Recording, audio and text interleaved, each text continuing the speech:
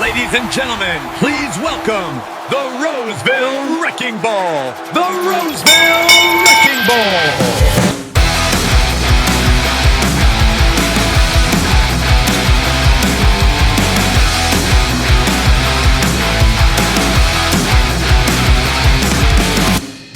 Joshua Shrum. He is a very talented steward, very knowledgeable. The Roseville Wrecking Ball. This is one of those podcasts where I listen to every episode. I love what he's putting out there. The Roseville Wrecking Ball. Josh Shrum. Parcels of knowledge. Does a fantastic job with that podcast. The Roseville Wrecking Ball. He is an Article 8 scholar, and thank God. We need Article 8 scholars right now. Tune into the Parcels of Knowledge podcast while you're on the route. That's the mailman's playbook, brother. Good morning and welcome back to Parcels of Knowledge, that podcast dedicated to delivering knowledge to the city letter carrier with your host, the Roseville Wrecking Ball. All right, so today we got an extra early edition because I got some important cases to work on. I got a lot of work to do. My car's been in the shop, so missed a little bit of work, which means I missed a little bit of union time. I got to catch up. But I do have a treat for you today. We're going to talk about two specific strategies for letter warnings. Two specific strategies for defeating letters of demand. Letters of demand are fascinating things as far as I'm concerned, because a lot of times unions don't really put much of a fight up. And I get it. It's because letter of demands are pretty much the Postal Service, most of the time, trying to collect a debt from an employee that is rightfully a debt. Sometimes that's debatable. Like, for example, when they're trying to collect a debt for an erroneous payment made because they gave you the wrong pay rate. Most of the time that happens when you go from T6 to regular and they continue paying you T6 for a period of time, and you'll get a letter of demand in the mail saying, hey, we overpaid you. We're going to take our money back.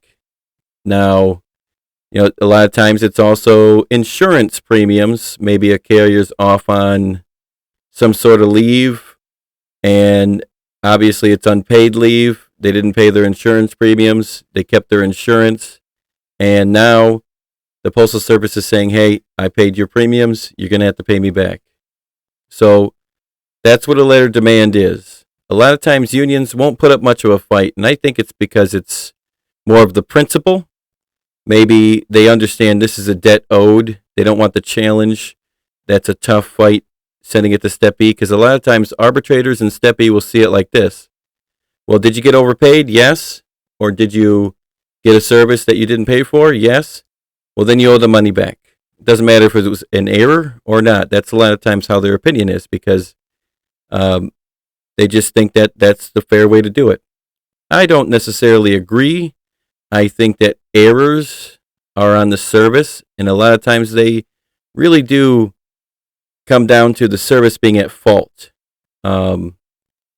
If you don't already know, Article 28 governs letters of demand.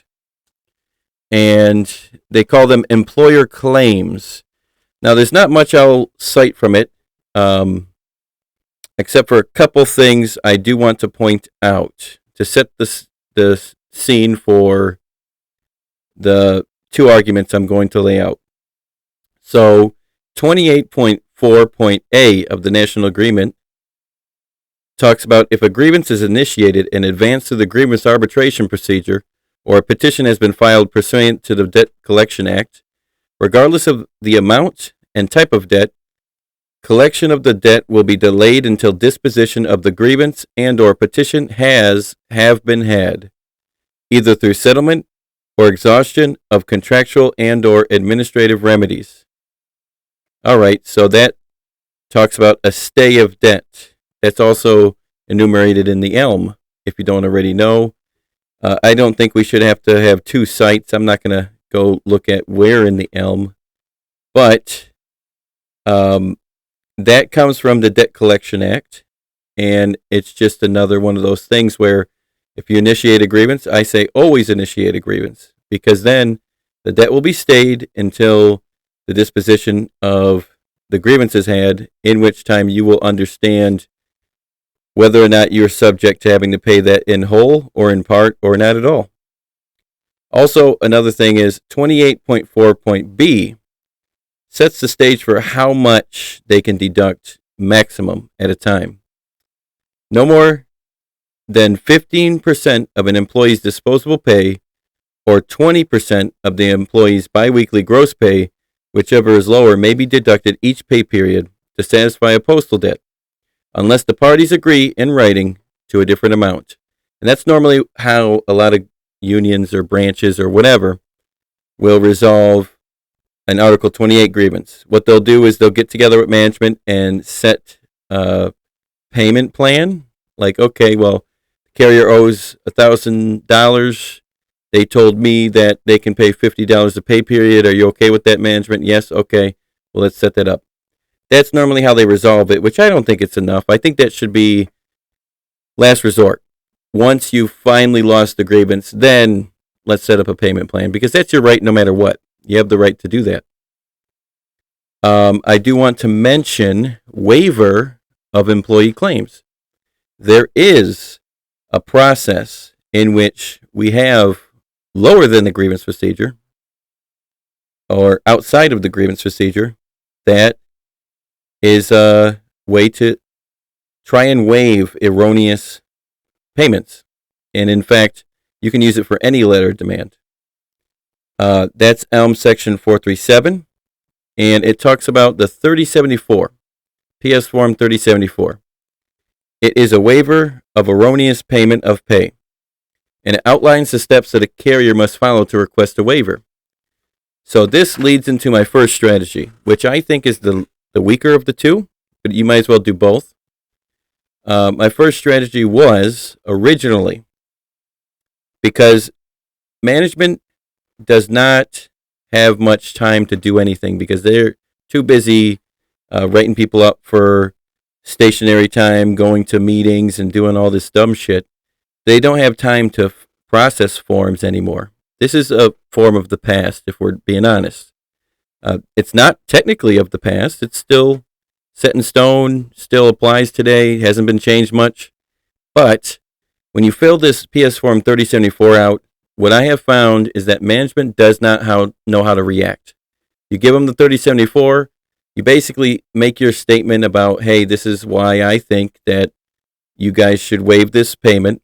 Like, for example, I had carriers, and this is my advice to you too. I had carriers where they were a T6, went to carrier, regular carrier, were continuing to make the additional pay. I told that carrier, immediately inform management in writing that you're getting this additional pay. Of course, management was informed, and they still took 3 to 6 months to fix this carrier's pay. And then in the 3074, we would say, hey, we informed management. As soon as the first paycheck hit, we informed them, look, we're still making our incorrect pay. They continued to pay me for 3 to 6 months at the additional pay. This is not my fault. I did everything in my power. This is entirely on the Postal Service. It's not fair that I should have to pay this back when I let you know and tried to get this resolved, and you decided to take 3 to 6 months to resolve it. Now, of course, management doesn't process these forms. So then I would normally say, look, I waited. There's no time limit. That's the thing that really fucking sucks about this. But I wait maybe 90 days or more, and then I say, look, I'm filing a grievance.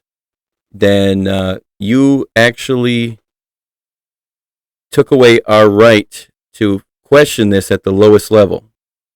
We gave you a 3074. You had all this time to process it. You didn't even do step 1. So you took our ability to fight this. I'm going to ask for the letter of demand to be rescinded because they're not taking it seriously.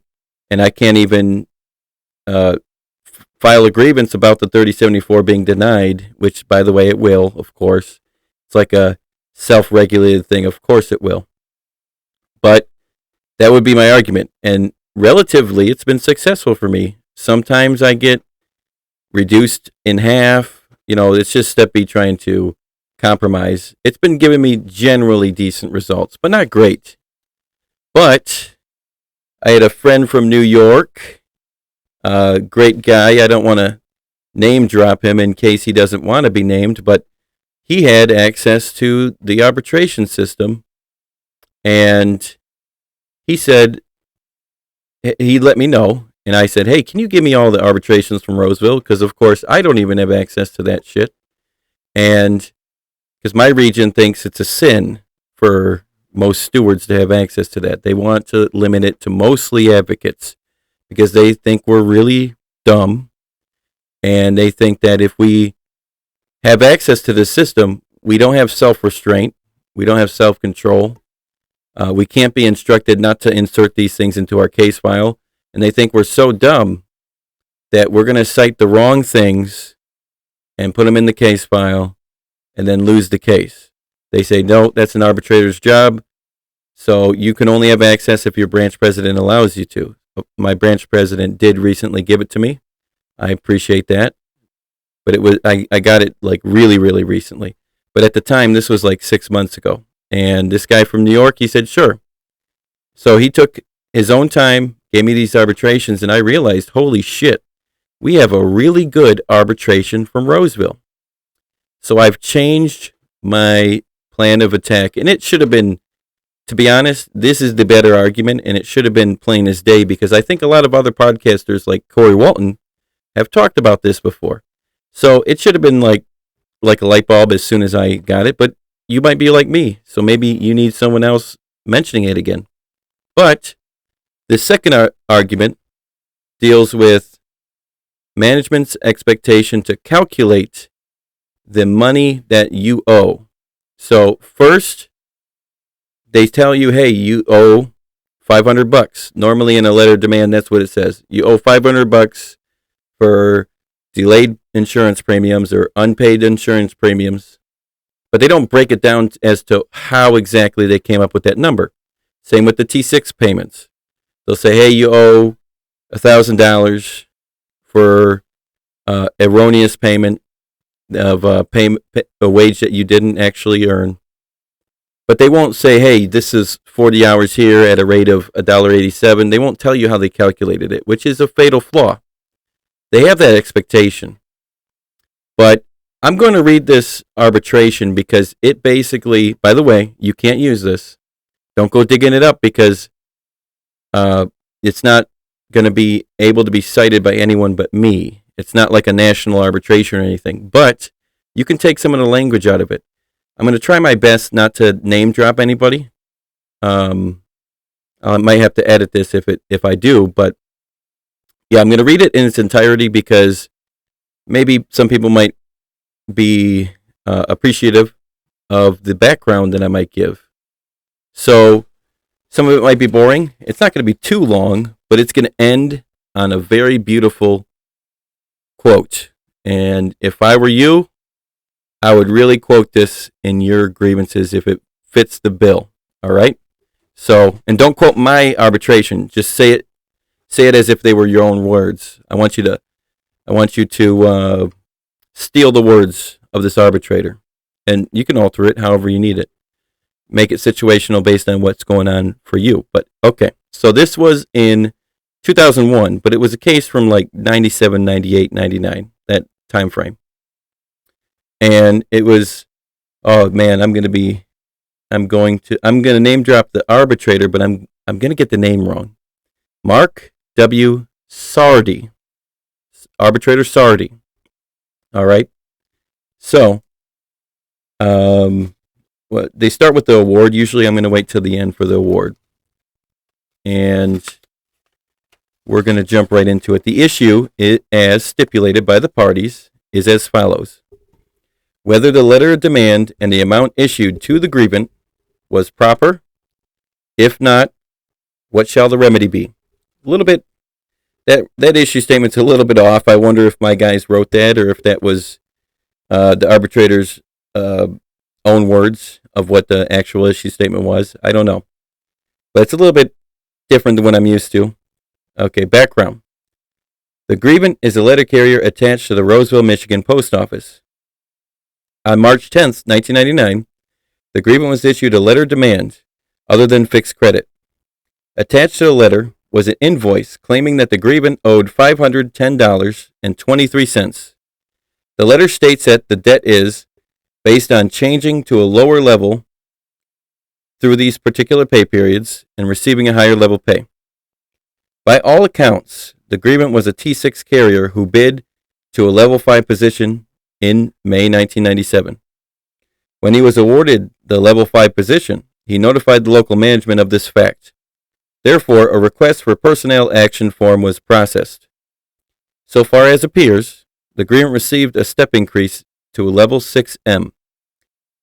This was changed to a lower level step 5A position at the same rate of pay. The change was based on an assumption that the grievant was entitled to protected grade status. As a result of the above assumption, the grievant continued to receive step 6M pay between these particular pay periods. Such status was discovered by local management when the grievant looked into bidding on a custodial position. When the prospective custodian's salary was compared to the grievant's salary, the grievant said, "I'm a level 5, and that's not what I make." Therefore, his level 6M pay was canceled. The grievant was then changed to level 5N status, along with an associated step increase. The letter of demand for the claim overpayment followed. Issuance of the letter of demand prompted a grievance, which proceeded through the negotiated steps of the national agreement, and on to arbitration. An arbitration hearing on the grievance was held at the Roseville, Michigan post office. At that time, both sides presented their respective cases through sworn testimony and various exhibits. At the conclusion of the hearing, each side offered a capable argument with accompanying authorities. Union contentions. The Postal Service's handling of the grievance rate of pay is confusing at best. The Postal Service should have provided the union with documentation supporting its demand well in advance of the arbitration. When this chief steward asked for corroboration of the claim, nothing was received. Failure to supply information is a reason enough to sustain the grievance. All the grievant received was management's letter of demand. In reality, the debt claimed was not proven and might not be owed. Nor does the letter of demand contain any information which would allow the grievant to seek waiver of the demand. All as provided in Elm Chapter 437. The grievant cannot reasonably be expected to know the exact rate of salary he receives. During the period involved, there were regular rate changes. Fairly viewed, grievance situation meets the criteria for a waiver under Chapter 437, since A, whatever error might have occurred was caused by the Postal Service, and B, all parties have acted reasonably, and C, equity and good conscience are on the grievance side. The letter of demand should be waived. Holy shit, this arbitration makes the same mistake I made at the beginning of the episode. Calls it a letter of warning instead of letter of demand. Anyway, so that was the union contentions. That last few sentences. Postal Service contentions. Prior to the arbitration, the union never claimed that management failed to provide information. At the time of the letter of demand was issued, Postmaster so-and-so properly relied on whatever information was available. There was no harm. After the grievance bid to level 5, a rate change request was properly submitted. In all likelihood, the grievant knew all along that he was being paid incorrectly. Cursory review of his pay stubs would have alerted him to this fact. So too would the Form 50 changes he received. The grievant never asked for a waiver under Elm Chapter 437. He has 3 years to do so. Though management committed an error by protecting the grievant's salary, it is unfair to allow the grievant to keep in the erroneous pay. In fact, management went so far as to credit the grievant for taxes, and it has made no claim for interest. Oh, wow. They think they're being generous. The letter of demand was proper, and it should be upheld. Okay, so this is the arbitrator's discussion. So the past two paragraphs, the past two sections, don't really matter. What the arbitrator has to say is the most important part. They just wanted to give the context of what the parties' sides were saying. Okay, discussion. The arbitrator has duly considered the parties' testimony, exhibits, arguments, and authorities. Based thereon, the grievance must be sustained. The arbitrator's reasoning is set forth below. The letter of demand states that it is other than a fixed credit claim. As such, Article 28's presumptions of strict accountability and financial liability do not apply. Instead, the Postal Service's demand takes the form of legal action for money had and received. At law, a person receiving money in error can be made to return it. Aside from the obvious common sense behind this principle, there are also many, many years of judicial precedent. It follows that management will enjoy an inference that its claimed overpayment was proper if it can show that an overpayment in fact occurred. In her testimony, this particular HR analyst credibly explained how the grievance pay changed as a result of his movement from level 6 to level 5. This amid step increases, overtime, and benefit adjustments. Similarly, in its opening statement, management alluded to the fact that protected salary designations are normally applicable to clerks affected by automation, not carriers. Still, the cumulative effect of of this particular person's testimony, this HR analyst, which is evidence, and management's opening statement, which is not evidence, neither explains nor overcomes that portion of the record indicating that the grievant was entitled to salary protection when he changed to a lower level. In any event, whether the grievant was or was not entitled to protection, and there's no solid proof one way or the other, it was the PDC that was to process any necessary salary and or leave adjustment associated with the grievance change to a lower level. Even if the arbitrator were to assume the existence and amount of the claimed overpayment, as well as the accuracy of the PDC's credit calculation, there remains the question of whether waiver of the overpayment is appropriate. Here, management argues that the grievant never made a formal claim for waiver, though he is still within the applicable 3-year time period to do so. Elm Chapter 437. In the arbitrator's view, lack of a completed Form 3074 is immaterial, as the grievance itself seeks the same result. Moreover, the substantive language of Elm Chapter 437 comprises a part of the record, and both sides argued over the applicability of Chapter 437 at the hearing. In the arbitrator's opinion, Chapter 437 is in the case. Management agrees that the grievant did nothing wrong relative to the pay he received. Whatever error might have occurred was through administration error of the Postal Service. To this extent, Elm Chapter 437.6 has been met. Likewise, there is no indication of fraud, misrepresentation, or lack of good faith on the grievant's part, and all parties appear to have acted reasonably under the circumstances. Elm Chapter 437.6. Additional support for this finding and for the absence of proof that the grievant actually knew he was being overpaid is found in the several rate adjustments, step increases, overtime, and COLA accruals he received, as well as his candid admission. That's not what I get paid, when advised of the level 5 rate in November. As for the equity and good conscience element of Elm Chapter 436, he's talking about 437, that's a typo. The arbitrator notes that the exact same standard applies at law. See footnote 1. It follows that the drafters of Chapter 437 recognize the correctness of waiving a claimed overpayment where consideration of fairness so required. In the arbitrator's opinion, such considerations are present in this instance, even if an overpayment were solidly proven, which it was not. Similar to the facts confronting this arbitrator, where estoppel by laches was applied, the claimed amount per pay period is relatively small, approximately $13, and the grievant credibly testified he never noticed anything unusual on his check. Moreover, the uncorrected pay continued for some 38 months. without any fault on the grievance part nor any review by local management or the PDC.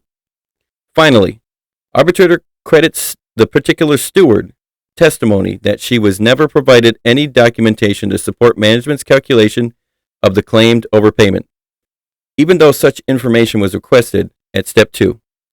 For his part, the grievant added that he only received management's invoice, never a detailed explanation of how the claimed $510.23 was computed. In fact, so as appears, there was no explanation of the PDC methodology for making the claim until the day of the hearing. Okay, so this is going to be the part that I want you to listen to. This is the part, my favorite part. This is beautiful. Evidence of the accuracy of an Article 28 claim is important. For although the burden of proving an improper claim rests with the union, the starting point for any such inquiry is always management's calculation. So viewed, mere conclusions that an invoice represents a valid debt will not carry the day. Let me repeat that. So viewed, mere conclusions that an invoice represents a valid debt will not carry the day. Award, the grievance is sustained. The Postal Service is ordered to waive the letter of demand and to abate any further efforts at collecting the claimed overpayment from the grievant. So ordered. So, with that being said, now that we read that, I'll tell you what the plan of attack is, okay? The 3074 argument, good. You can do it as well. But, of course, every time you get a letter of demand, if it's not particularly explained in the letter, which it usually isn't, then I want you to submit a request for the calculation of how management came to that conclusion, even if it doesn't seem like the debt is not necessarily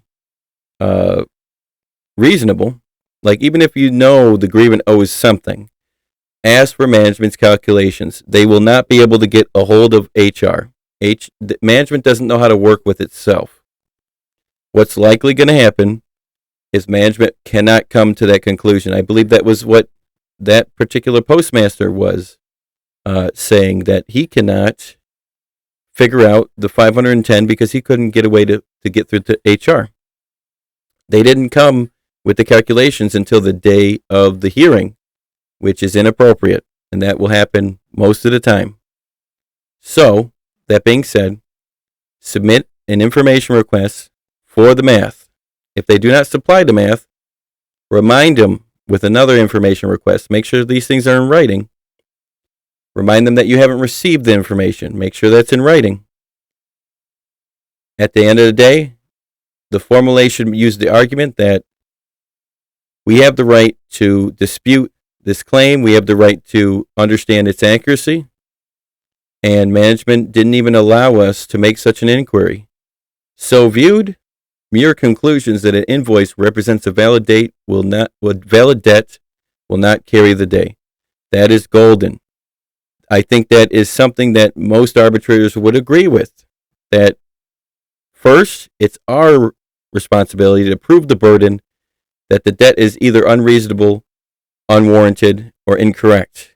But we can't even start to develop an understanding of that without management spelling out how they came to that conclusion. So, the pendulum is now in management's court, and if they fail to give you that information, that is the perfect opportunity to eliminate this debt. I think we should do these two things every time we get a letter of demand. I think that we're doing a poor job at trying to fight these things on a simple basis that we know that they're technically debts that are owed. Doesn't matter. It doesn't matter because the Postal Service is normally making these mistakes. And it's not on the carrier at the end of the day. And we want to do the best by our carriers. Let's give them the best discount as possible. You know, we got to give them as much money as possible. You know damn well that the job doesn't pay enough. So let's get them financial stability or financial increases where we can. I think we should fight everything. Let's be ruthless, guys. Ruthlessness is mercy upon ourselves, and we got to stick to it. Management's ruthless, and anytime we show them mercy, we're just making it harder on ourselves. At the end of the day, we got to stick to this, and I think this is a good plan. Obviously, everything's situational, so, some things, they might actually come up with the information. Well, then that's great. You might not have that argument. But either way, try to fight the best fight you can, and I know you have it in you. I believe in you guys. I think you guys are doing great things. I keep hearing a lot of stuff. Please, feel free to call me. I am going to get a new number, though. So I'm going to announce it on my Facebook whenever that's happening.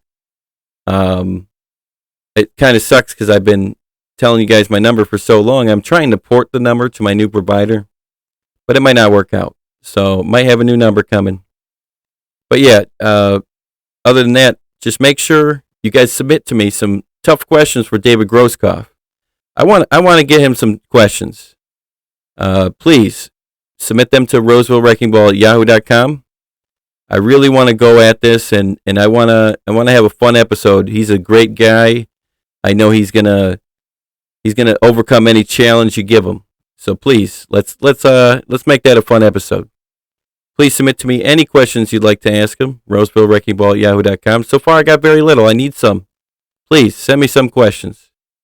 I got an interview with him at the end of the month. But hopefully you learned something valuable today. And as always, have a good day out there, carriers. If these guys are getting educated, we will be in big trouble.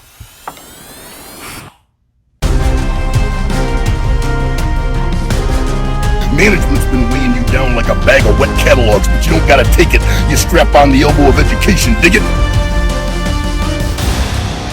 Ladies and gentlemen, please welcome the Roseville Wrecking Ball. The Roseville Wrecking Ball.